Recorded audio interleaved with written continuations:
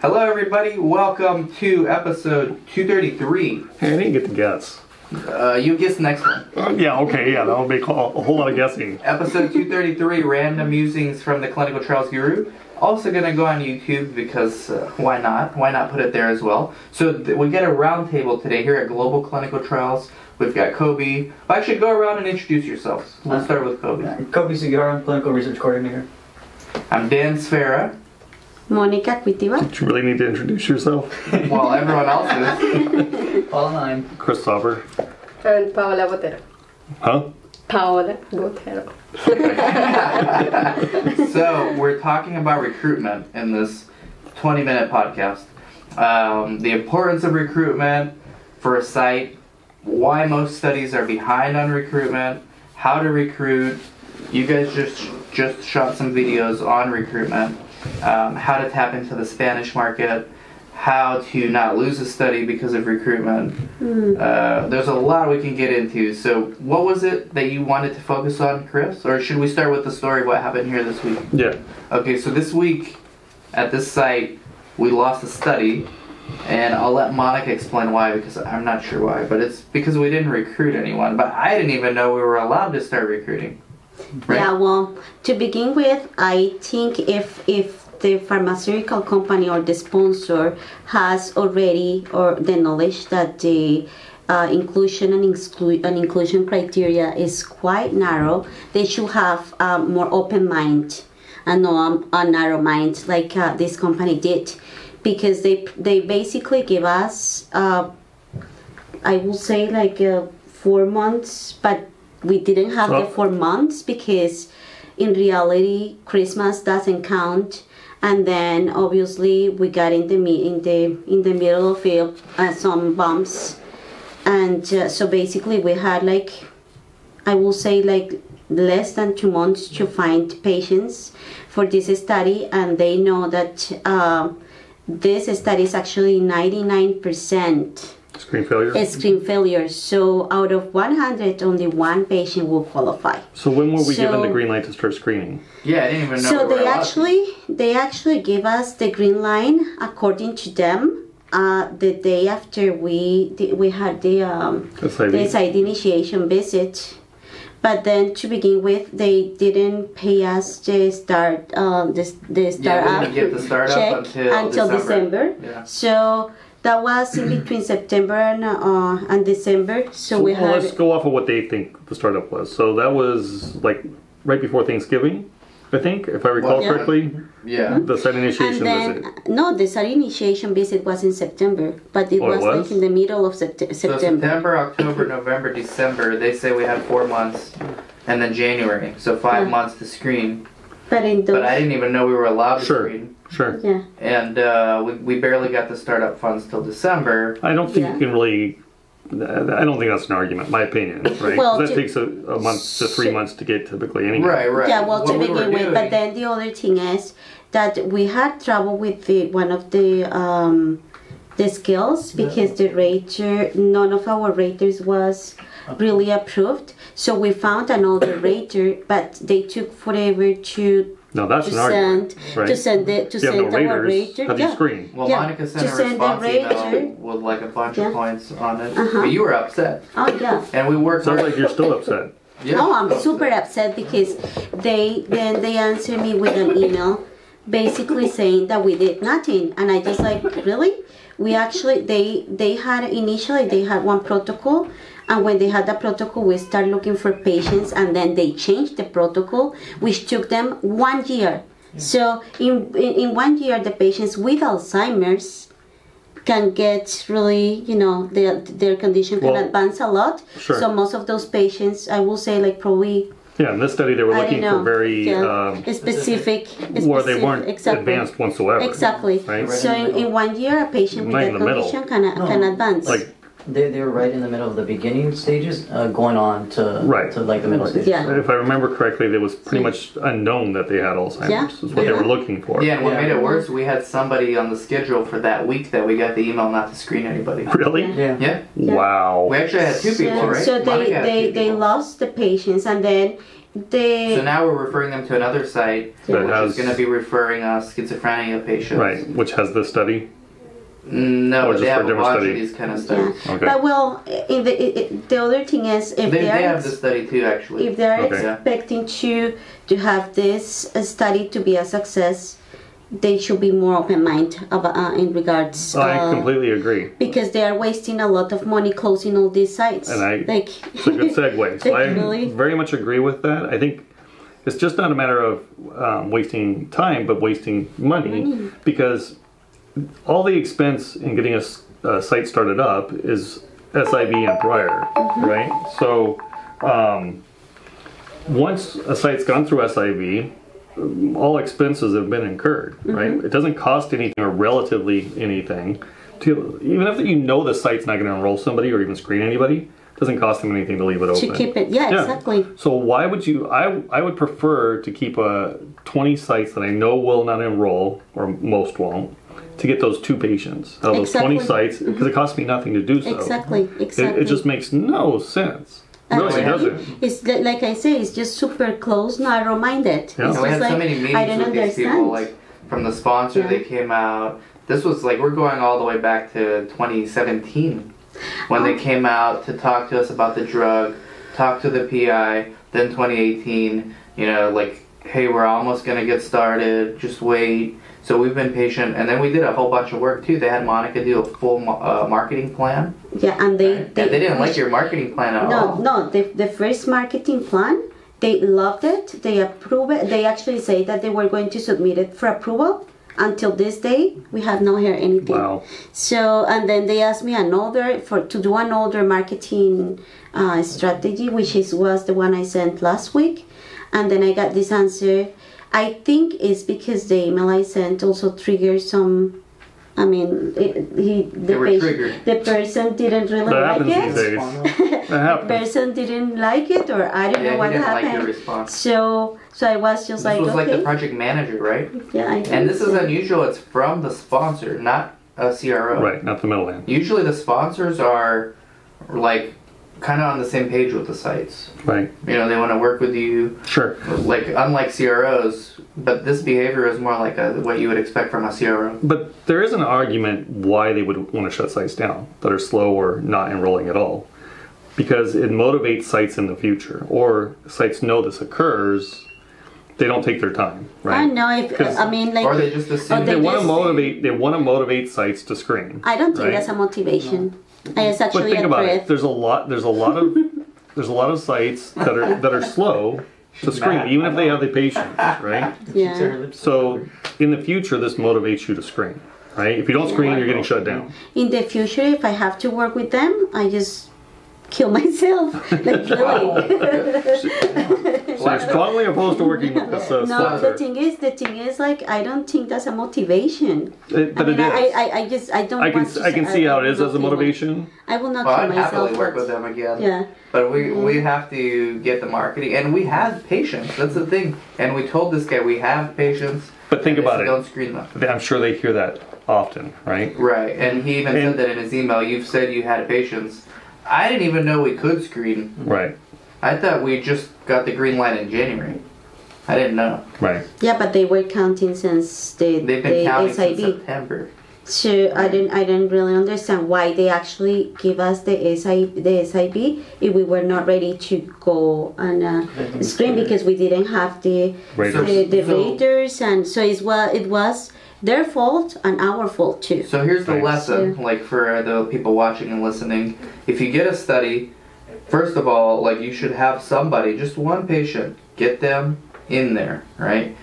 That reduces the risk of losing the study. If you screen a patient, even if they don't randomize, Well, it's not just just screening. get them in. You have to enroll. But we actually They You should have to know. randomize, but even if they see screening, Right. They're less and this, likely. by the way, was going to be a pre-screening visit, Yeah. but it would have been enough to like maybe Sure. keep them But from. Sure. we already did one.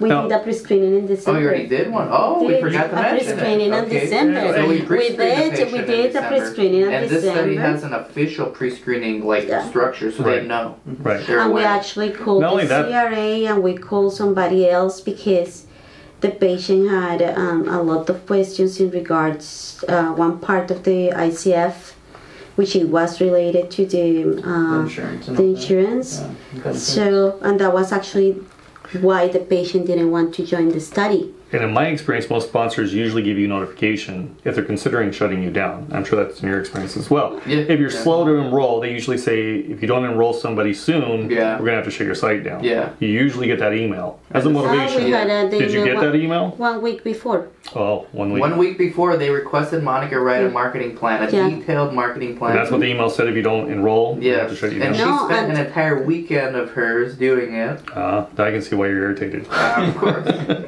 I know you worked on the weekend for that. I really thought we were going to keep it, especially with the pre-screening we Sure. had. But no, and this guy, and you met with the medical liaison from this company at within the that same week, day. Hmm. and you kind of let him know you were upset with this other guy, and I think that guy got mad because of that. No, I didn't tell him I was No? upset. Oh, okay. No. Okay. Mm-mm. Because his email came right after that Yeah. meeting. No. Okay. So the lesson is, get your patient in there like quickly, even if it's just one, and then you have some breathing room to get your other patients, but just get that first one in there. Now, how do you recruit for difficult studies like this one? What are the best strategies to recruit? You just shot some videos in Spanish and English. I think the best way to recruit is to initially to look which one is the target group that has this condition, that are more prone to develop this condition. For example, if the condition is, let's say, diabetes, so the Latino community and the African American community has more tendency to develop this condition. So what did you do? So you just target this market, right? So videos in Spanish, maybe I don't know. Just look where they concentrate the most and what they like the most, and then just go from it. And one of our clients, you know who, the one from Florida, is doing really good on this study. And what was her strategy? She did a video. She did a commercial in Spanish explaining TV, everything. TV ads. So With the sponsor's budget. But then when she exhausted that, it was doing so well, they just started paying for it themselves. Really? and actually, it's funny because now like a that we 20-second mention, ad in that market in Spanish. And they Were they got on their like Univision or something? yeah, and then they got that $20,000 budget or whatever it was. They've exhausted it, but it worked so well for them, they just kept it going. And now they're doing that for all their studies. So she didn't even request; they just did it. No, she used the initial budget. I understand, but it ran out. She didn't Yeah. have to request; they just kept running it. I don't know if they didn't approve it or whatever, but she just did it herself. All right, And now she's doing that for all her studies too. interesting. Yeah, so that's a yeah, strategy. I heard that. I mean, this company tell me that they know for a fact that marketing or the advertisement doesn't work, but. So then, how the public is going to know? Yeah, then how does this- just going to speak face to face in a place. That's advertisement. And that's incorrect. That's marketing. Because this lady got all her patients from Yeah, advertising. so- Now, what if they can't? Whoever's watching, listening, doesn't have Spanish capability. What do they do to recruit patients for difficult? Okay, for difficult studies, well, I think the most important part is to educate people about research, about why they should be participating, and just break the idea that research is like you're being like a guinea pig, because it's not true. I mean, you just getting to know more about your condition, and on top of that, you're getting paid for it. And helping research advance. And then I don't know if people know, but the medications that are in research or that are part of clinical trials are more advanced and have better technology than the ones that are already in the market. Otherwise, companies will not waste time and money doing this kind of research, as well as the FDA will not allow a company to develop a medication that is the same or is less beneficial than the ones that are already in the market. Yeah, good point. What else? Doctors? Referring doctors? Referring doctors, face-to-face for me is one of the best ones. Like going to facilities or going to places where people have this condition. There are a lot of group meeting groups, Support group. support groups for many conditions, and obviously also digital marketing is amazing. Videos and with content that are very interesting for people. The newsletters About recruitment. You're a new coordinator. He's gonna have a YouTube channel, Drunken Deviations, coming out soon. It's coming soon. People think we're joking too. It's serious. It's on its way. Well, recruitment it's an important part, I think, just because we can't really get paid without this on the site level. But in terms of, I guess, spreading the awareness and the knowledge of it, just like Monica said, we need to kind of explore more of their options and kind of break the stigma of that research isn't bad. Research is actually going to be beneficial for the future generations. Maybe it's this one drug that gets approved, gets piggybacked off by another sponsor that maybe developed a newer version or something like that. So recruitment, it's not just you're a guinea pig or anything like that. You are actually going to be contributing as a whole for the whole community. And share best practices, like at investigator meetings. Get to know the other sites that are not competing with you, like us with that one in Florida. You know, she even went as far as saying, when we were putting this marketing plan together to try to save the study, she said, you can say that I'm your sister's site because they like me. So, you know, and that didn't even help us. No. You know, they wanted to drop our site. I don't know why, but they wanted to. But like network with other sites that don't compete, or even ones in your area, like we're doing with that other Alzheimer's site. And they don't do schizophrenia studies, and we're very close. We refer to each other, right? Like when we have Alzheimer's patients call here, we're going to refer them there, and vice versa. So those kind of things, in addition to... develop your network. Right, and those are free. In addition to paying money for ads and creating a radio, TV, Facebook ad. I think radio works wonders too. Yeah, radio is very good because you've had good success with that. even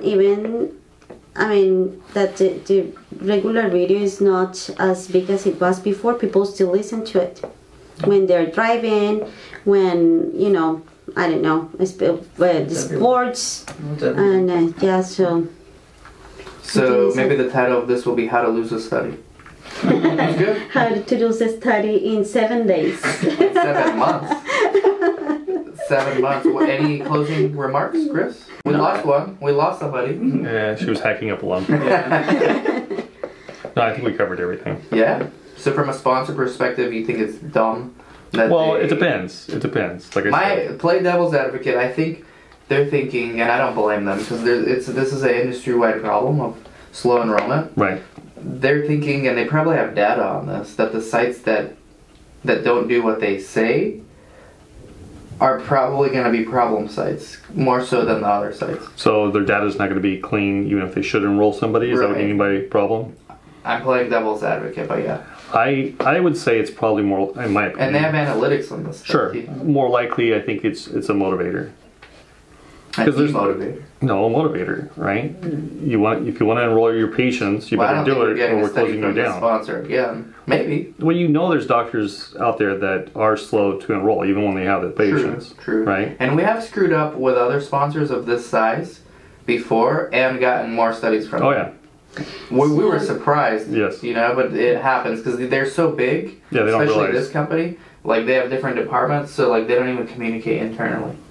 So you can still get another study from these guys. Oh well, I can tell that they don't communicate in between anybody because So don't kill some yourself. some of them don't even know what we were doing. Like really, like for example, I'm almost sure this guy didn't even know that we did the pre-screening because they don't communicate in between each other. When they're that big, so there's pros and cons. So anything else? So I think it's more cons than pros.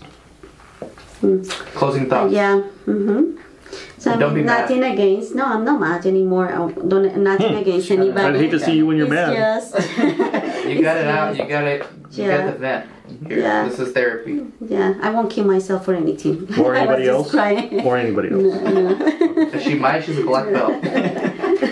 All right. Thank you, everybody. We only lost one host on this podcast, and we'll catch y'all later. Bye bye.